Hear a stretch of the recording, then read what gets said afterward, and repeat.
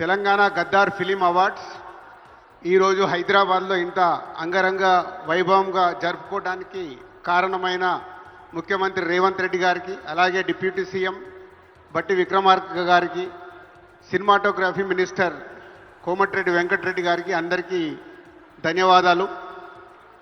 అలాగే ఈరోజు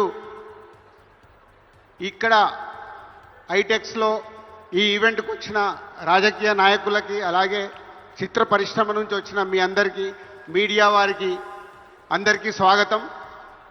14 సంవత్సరాల తర్వాత ఈరోజు తెలుగు సినిమాకి అవార్డ్స్ ఇచ్చుకోవడం అనేది 2024లో సెలెక్ట్ అయిన అన్ని సినిమాలకి, అలాగే 2014న తెలంగాణ ఆవిర్భవించినప్పటి నుంచి జూన్ 2 నుంచి 2023 వరకు ఏవైతే ప్రతి సంవత్సరానికి best film, second best film, third best film jury వారు సెలెక్ట్ చేశారో మురళీమోహన్ గారి ఆధ్వర్యంలో ఆ 10 సంవత్సరాల సినిమాలకి అన్నిటికీ ఈరోజు ఇక్కడ అవార్డ్స్ ఇచ్చుకోవడం జరుగుతుంది.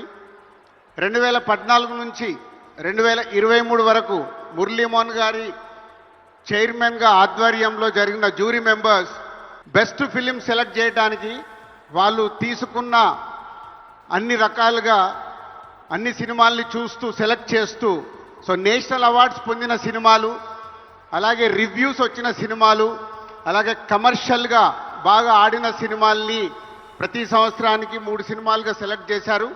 ఆ 10 సంవత్సరాల సినిమాలన్నిటి కూడా ఈరోజు హీరోకి, హీరోయిన్కి, డైరెక్టర్కి, ప్రొడ్యూసర్కి ప్రతి సినిమాకు 4 అవార్డ్స్ ఇవ్వడానికి ఆ జ్యూరీ కమిటీ అడగడం, గవర్నమెంట్ దాన్ని యాక్సెప్ట్ చేసి ఇవ్వడం అనేది ఈరోజు ఆ 10 సంవత్సరాల అవార్డ్స్కి అందరికి ఇవ్వడం జరుగుతుంది. అలాగే 2024లో అద్భుతమైన కళాత్మకంగా వచ్చిన ఎన్నో చిన్న సినిమాలకు కూడా వాళ్ళు జయసుధ గారి ఆధ్వర్యంలో జ్యూరీ సెలెక్ట్ చేయడం, వారికి కూడా ఈరోజు సీఎం రేవంత్ రెడ్డి గారి చేతుల మీదుగా అవార్డులు ఇచ్చుకోవడం అనేది చాలా ఆనందమైన క్షణాలు ఇవి. అలాగే national awards, NTR national award Nandamuri Balakrishna గారికి సెలెక్ట్ చేయడం, అలాగే రఘుపతి వెంకయ్య అవార్డ్ ఎండమూరి వీరేంద్రనాథ్ గారికి, అలాగే బిఎన్ రెడ్డి గారి అవార్డ్ సుకుమార్ గారికి, అలాగే బుక్స్ అవార్డ్స్ ఉన్నాయి. బుక్స్ అవార్డ్స్ కానీ అన్నీ ఇప్పుడు 1 by 1గా ఇవ్వడం జరుగుతుంది.